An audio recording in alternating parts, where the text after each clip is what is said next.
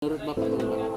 Ya, ini memang dari awal Dr. Lewis itu anti mainstream ya. Jadi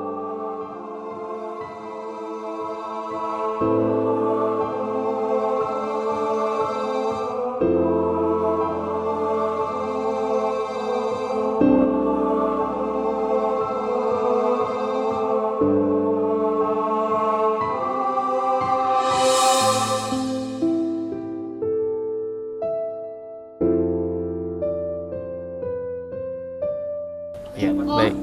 Nama Dr. Bestari Jaka Budiman, spesialis THT. Saya sekarang Ketua Perhati Cabang Sumatera Barat. Kemudian saya berdinas di Rumah Sakit M. Jamil Padang.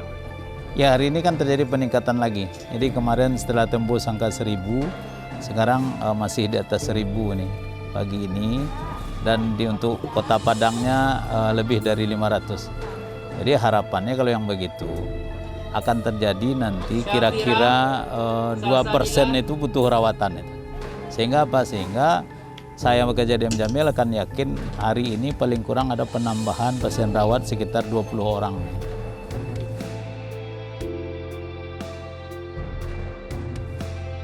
Ya, ini memang dari awal Dr. Lewis itu anti mainstream ya. Jadi pertama dia tidak percaya COVID.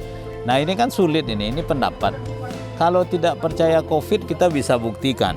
Artinya memang sekarang terjadi ruangan rawatan COVID yang meningkat. Ada gejala penyakit yang sebelum COVID tidak ada. Jadi kekentalan darah, penyakit paru-paru yang langsung sesak, kemudian gagal ginjal yang hebat, kemudian ICU penuh itu sebelum COVID tidak ada. Tapi Dr. Lewis tidak percaya COVID. Kemudian Dr. Lewis bilang orang meninggal karena interaksi obat. Nah, interaksi obat itu sampai sekarang tidak ada yang pernah membuat orang meninggal. Karena penyakit-penyakit tertentu obat itu banyak memang, dan selalu dokter punya keilmuan. Dia akan memberikan obat yang interaksinya bagus. Nah, mungkin obat ini dengan obat ini dicampur, tidak bisa. Termasuk di COVID. Di COVID seluruh obat itu tidak berinteraksi begitu rupa. Tapi kemudian kalau alasannya ini tanpa ilmiah diperdebatkan, kita tidak bisa berdebat juga. Karena memang satu orang yang tidak percaya, satu keadaan real ya ini tidak bisa. Tetapi kalau kita percaya di jurnal, itu sudah ditemukan. COVID ini ada bentuknya, dia virus, RNA, cara penyebarannya, dan ini ilmiah. Saya rasa kalau dokter berpikir dengan sistem ilmiah terstruktur ini harus kita percayai. Nah otomatis orang tidak percaya COVID pasti tidak percaya imunisasi, pasti tidak percaya prokes. Nah kan ini tidak bisa kita diskusikan. Tapi intinya sebagai seorang dokter saya akan bilang bahwa COVID ini nyata. Saya juga bekerja di M. Jamil. Sampai sekarang M. Jamil itu sudah hampir menyiapkan tempat tidurnya mendekati 40% dari 800 tempat tidur. Dan itu semua COVID. Dan semua kita pakai APD COVID. Nah, jadi jangan bilang COVID tidak ada, karena memang sekarang angka kematian COVID cukup tinggi. Dan kalau mau mungkin nanti saya anjurkan Bapak hubungi orang-orang yang mantan COVID.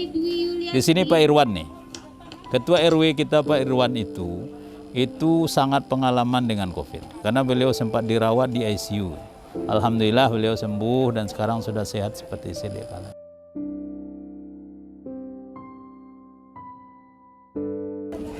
Ya kan sulit, orang boleh berpendapat ya kan. Tapi sebenarnya kalau di dokter, di ID, di Perhimpunan Dokter, pendapat itu harus dilakukan uji, bukan diperdebatkan, tapi ada uji statistiknya. Jadi kalau memang mau nanti secara uji ilmiah bisa dibicarakan di forum. Kalau di hoak-hoak itu biasanya dokter tidak ikut juga itu.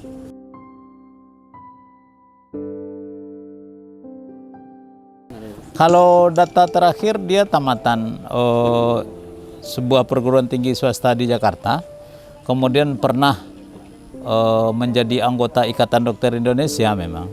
Tapi sejak 2019 katanya, kita kan seluruh dokter ID ini harus mendaftar online nih.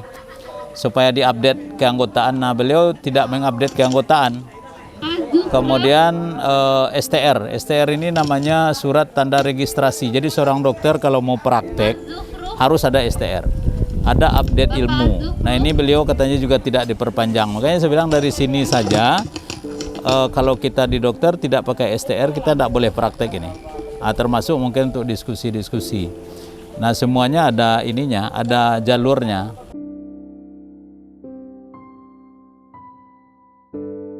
Surat tanda registrasi itu adalah pengakuan dari kolegium kita, dari KKI namanya, Konsil Kedokteran Indonesia, bahwa orang ini layak untuk mendapatkan kompetensi. Jadi diakui kompetensinya untuk melakukan misalnya dokter THT, STR-nya berbunyi bahwa dokter ini diakui kompetensinya untuk melakukan pelayanan THT mata. Nah, dokter umum juga begitu. Jadi STR itu surat pengakuan kompetensi dari organisasi tertinggi, KKI namanya, Konsil Kedokteran Indonesia. 2 tahun terakhir tidak, STR-nya tidak diaktifkan. Diakui kompetensi kedokterannya untuk praktek, ya. Begitu arti STR, ya. Jadi ada sebenarnya dalam keadaan normal ada dokter yang tidak begitu itu bisa saja STR-nya tidak keluar. Jadi ada persyaratan STR. Persyaratan STR itu aktiviti dalam pelayanan, dalam pengabdian, dalam ilmiah. Jadi itu ada standarnya. Dengan memenuhi standar itu, kemudian ketua organisasi menilai, membuat rekomendasi. Nah, baru keluar STR. Enggak gampang aja. Enggak sembarangan. Nah, sulit karena memang di Indonesia bangun pribadi hoak memang lebih diterima daripada ilmiah. Saya tidak tahu juga polanya. Karena memang Printa Elisha. Kembali ke bapak-bapak yang inilah yang punya media. Jadi kadang-kadang media itu ada yang kuat penetrasinya. Nah, kalau sudah begitu memang harus hati-hati. Tapi intinya kita kembalilah. Mari kita buktikan bahwa vaksin insya Allah akan membuat peningkatan imunitas masyarakat terhadap COVID ini cukup tinggi, Pak.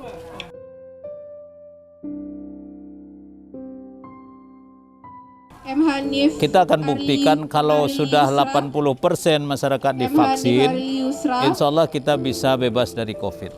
Itu seperti yang dialami Amerika itu. Amerika itu setelah vaksinnya mencapai 77%, ya dia memproklamirkan kemerdekaan bebas dari COVID. Nah, kita kan sedang berusaha mencapai itu. Kalau Eropa sendiri kalau boleh main bola, itu bagaimana? Iya memang, jadi negara-negara yang sudah mencapai vaksin lebih dari 70%, itu memang WHO sudah membebaskan mereka untuk tidak lagi mengikuti aturan pandemi. Nah, jadi kita sedang mencapai itu. Karena Eropa itu karena main bola karena udah mencapai itu. Sudah mencapai itu. Nah, makanya tempat pindah-pindah kecuali kayak kemarin itu yang tidak diizinkan itu hanya tinggal di mana? Ada satu negara ya, di Denmark kalau tidak salah. Di negara lain sudah bebas. Oh gitu, itu wajar itu. Itu menjawab satu lagi, Pak. Ya. Karena di komen itu kita selalu buat itu, Pak. Itu vaksin COVID ini apaan ya? Lihat itu di Eropa aja negara udah bebas main bola kan. Dia vaksin mereka sudah tercapai. Jadi itu mungkin yang tidak terbaca oleh masyarakat. Vaksin kalau sudah mencapai 70% lebih, itu herd immunity itu dijamin itu.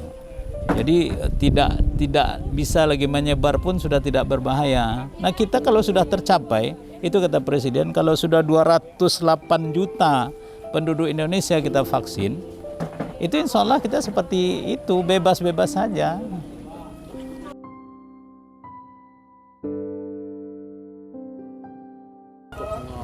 Ya tetap ketidakpercayaan. Karena pertanyaan yang agak sulit ini masyarakat menuntut begini. Harusnya sesudah vaksin, kita kan tidak harus pakai masker lagi, cuci tangan lagi, jarak-jarak lagi. Nah, ini jawabnya begini. Harusnya sesudah kita vaksin lebih 70%. Nah, masyarakat yang tidak mau bervaksin, karena seperti tadi, ada yang takut efek samping. Ini tadi sudah saya jawab. Ada yang takut dari segi agama, ini tidak halal. Sebenarnya sudah dijawab. Ada yang takut hoax bahwa kalau divaksin 2 tahun lagi dia mati. Saya udah yakin ini tidak bisa deh. Nah, orang-orang yang takut-takut ini, dia dengan alasan begini, harusnya sesudah vaksin saya tidak pakai masker dong, kan gitu. Nah, logikanya nanti setelah 70% rakyat kita divaksin, kita akan lihat kemungkinan besar kita tidak pakai masker lagi. Ya, jadi yang beratnya ini tadi mindset. Jadi mindset Louis itu bukan hanya di dia, banyak. Cuman kebetulan dia dokter. Nah itu yang berat. Iya, iya betul. Itu memang sulit. Sulit ya. Kita pun di dokter juga kurang nyaman sebenarnya. Tapi lagi mendiskusikan dengan ID nih, pasti adalah solusinya di mana tidak ada yang saling tersakiti. Tapi intinya kita harus sadar ini pandemi harus berakhir ini. Berarti target itu harus 70% baru. 70% minimal ya. Oh, itu yang kesalahan logika berpikirnya. Orang berpikir baru vaksin sudah mau bebas, belum. Karena dia kalau belum mencapai 70%, penularan orang ke orangnya belum bisa terkendali. Tapi kalau sudah 70%, itu artinya tidak ada lagi tempat bagi vaksin itu untuk menular karena semua orang sudah membentuk imunitas. Longgar kita ya. Nah, itulah artinya berakhirnya COVID sebenarnya.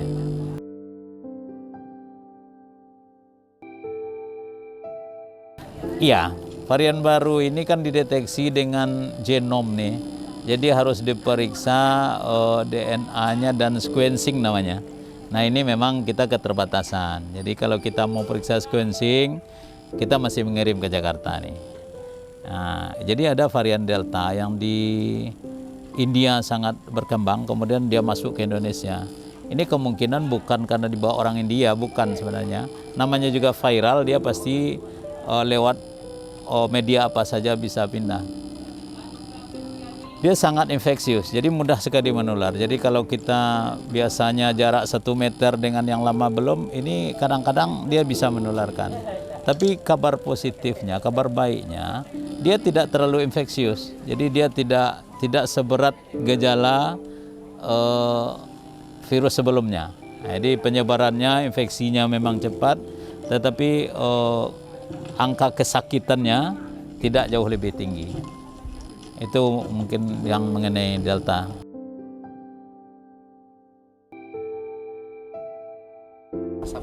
Ya, jadi ini kerjasama antara tim vaksin M. Jamil dengan perhimpunan sebenarnya.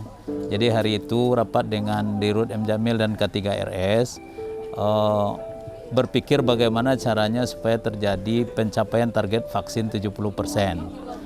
Nah, ada usul bahwa perhimpunan-perhimpunan seperti Perhimpunan Penyakit Dalam tuh PABDI, kemudian Perhati, kemudian Perhimpunan Ahli Bedah, Perhimpunan Mata, nah itu sepakat, termasuk ID ya, termasuk ID cabang Padang dan di wilayah sepakat untuk membuat kantong-kantong di mana mereka bisa turun dan bekerja sama dengan tim vaksin M. Jamil.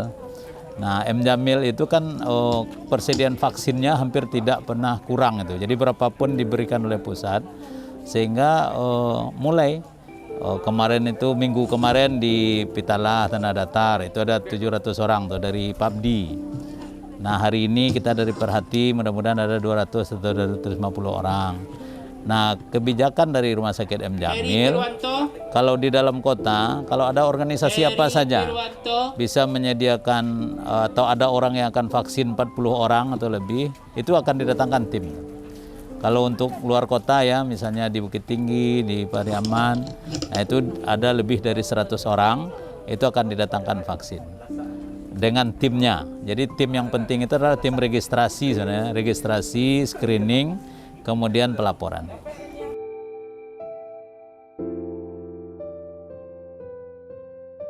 Jadi kalau ada instansi yang seperti tadi, di kantor misalnya kantor apa, dia punya anggota lebih dari 30 orang Kota Padang ini, boleh menghubungi saya, itu di kartu vaksin itu ada nama saya itu. Di sana tulis Bastari ya. Atau Ketua K3RS itu Bu Nita Welong. Atau Humasnya M. Jamil. Nah, biasanya kita akan tanggapi seperti minggu kemarin di Hotel Kiryat. Itu ada BUMN tuh. 160 orang. Kita datang ke sana. Dan syaratnya sebenarnya sekarang ringan, Pak. Jadi kalau untuk vaksinasi itu cukup membawa KTP. Nah, cukup membawa KTP di mana saja, terutama di M Jamil. M Jamil buka untuk vaksinasi Senin sampai Sabtu. Nah, itu bawa KTP, apakah dia dari Jakarta atau dari provinsi yang sama, mungkin dari Solo, dari Sawalunto, boleh divaksin di Padang. Kemudian jarak vaksin ini sekarang 1 bulan. Nah, ini yang perlu dipikirkan. Dia kalau bisa vaksin itu di tempat yang sama. Nah, ini kalau bisa. Jadi kalau vaksin pertama di sini, nanti 1 bulan lagi kita vaksin kedua di sini. Supaya pencatatannya bagus. Itu aja. Tapi boleh. Kalau mau pindah laporkan nanti boleh.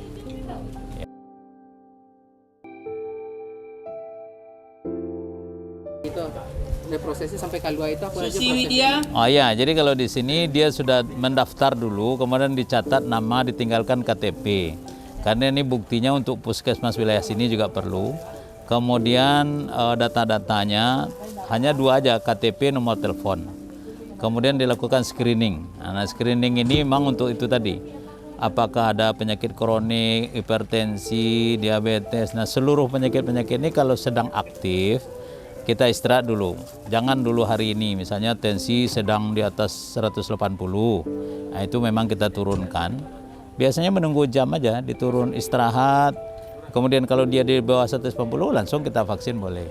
Kalau gula darah di atas 300, itu memang diturunkan dulu. Tapi kalau seluruhnya sudah tidak sedang aktif, termasuk manula, wanita hamil, anak-anak di atas 12 tahun, tidak ada lagi pantangnya untuk vaksin ini. Jadi tadi ada tuh bapak-bapak, tekanan darah bagus, jantung bagus, tapi tremor karena lemah, ya tidak apa-apa, kita vaksin saja.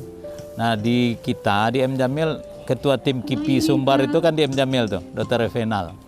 Nah, itu biasanya di kartu itu ada namanya tuh. Nah, setelah screening, langsung divaksin.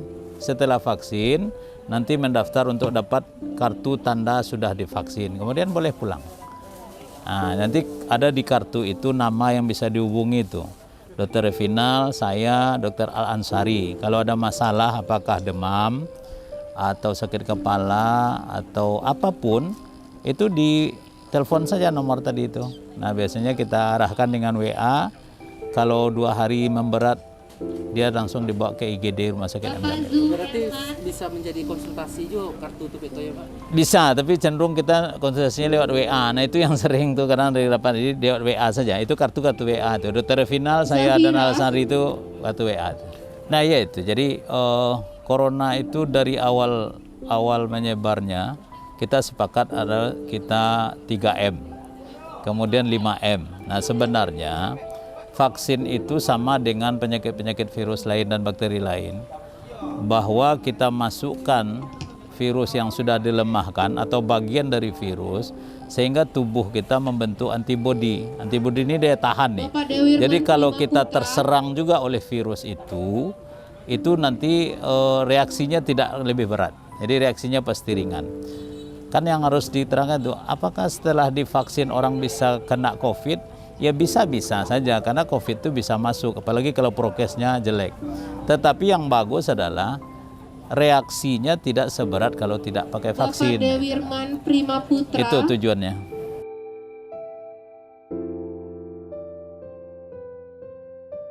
Ya karena peningkatan tadi, jadi semua vaksin ini ada booster namanya. Jadi dari yang paling sederhana kan DPT, difteri, pertusis, tetanus, nah itu umur 3 bulan, umur 4 bulan, umur 6 bulan. Nah, gitu juga.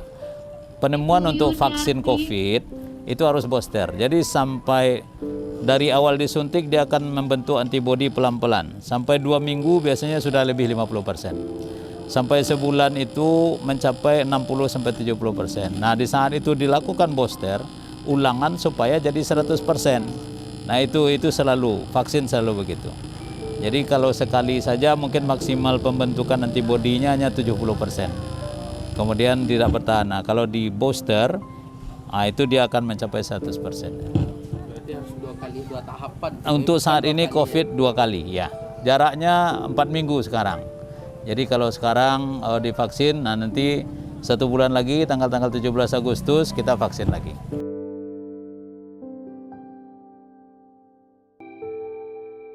Iya, jadi dari seluruh vaksin ini kan saya dari awal vaksinasi termasuk ke dalam tim KIPI ini tidak terlalu tinggi ya, ada beberapa. Mungkin kalau kita kumpulkan di Jamil itu ada 110-an orang yang melaporkan keluhan sesudah vaksin.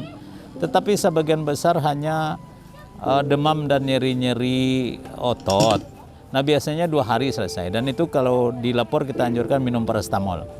Ada yang diare 1 atau 2 kali. Nah itu tetap banyak minum saja karena dia akan berhenti sendiri. Itu memang reaksi tubuh untuk membuat pertahanan sepertinya. Kemudian ada yang nyeri kepala. Nyeri kepalanya agak beda, kadang-kadang goyang katanya. Nah itu biasa kita suruh istirahat kemudian minum paracetamol. Ada yang agak berat itu terbentuk lesi kulit seperti alergi. Nah itu kadang-kadang sampai 7 hari. Nah pada hari ketiga kalau dia makin jelek, makin besar-besar, kita suruh ke dokter kulit di Jamil. Nah di luar itu, kalau setelah vaksin ini makin lama makin berat, hari kedua setelah paracetamol tidak berkurang, langsung masuk ke lapor ke IGD Jamil. Kita punya tim di sana, itu gratis itu Pak. Jadi diatasi, negara yang bayar. Jadi kalau ada pasca vaksin bawa kartunya, datang ke IGD itu gratis. Itu sebenarnya gejala itu normal ya? Normal, karena memang ada reaksi tubuh. Nah ada lagi yang sebaliknya, kok saya setelah vaksin tidak ada apa-apa. Nah gejala ini variasinya begitu, tapi bukan berarti tidak terbentuk. Kalau tidak ada gejala ya tidak apa-apa, tapi kalau bergejala itu juga reaksi tubuh normal ya. Sebenarnya itu normal ya? Normal, harus kita anggap normal. Vaksin kalau sampai sekarang saya berpikir vaksin, karena tentu kita harus tingkatkan seluruh daya tahan dulu. Nah baru kita nanti melihat bagaimana seharusnya. Makanya disampaikanlah, saya di mana saya duduk, saya akan bilang begitu. Semua orang itu terimalah vaksin. Karena yang kita takutkan efek samping tidak tinggi, biaya tidak ada, terus apa lagi gitu loh. Jadi sama-sama kita galakkan vaksin ini.